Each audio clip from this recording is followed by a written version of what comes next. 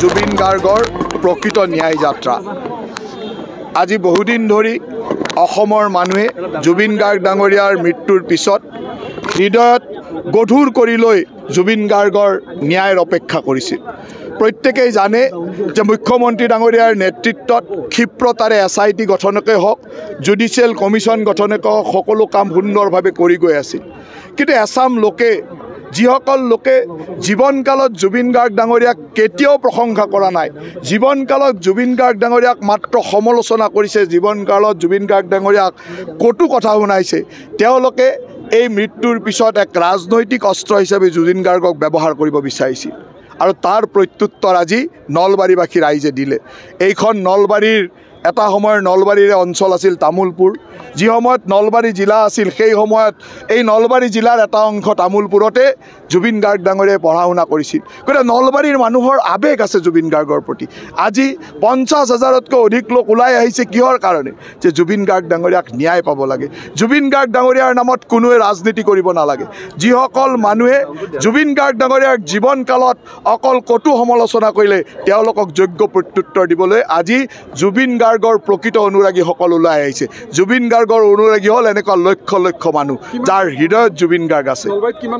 চাওক, আপোনালোকে নিজেই দেখিছে, কোনোফালে থিয় দিবলৈ ঠাই নাই, গোটেই নলবাৰী চহৰখনত থিয় দিবলৈ ঠাই নাই। গতিকে ইয়াততো আমাৰ হিচাপত অতি কমেও 70-80,000 মানুহ আহিছে। গতিকে প্ৰায় লক্ষাধিক মানুহ যেনেকৈ ওলাই আহে, তেতিয়া বুজা যায় যে জুবিন গাৰ্গৰ ডাঙৰীয়াৰ প্ৰতি নলবাৰী মানুহৰ কিমান মৰম আছে।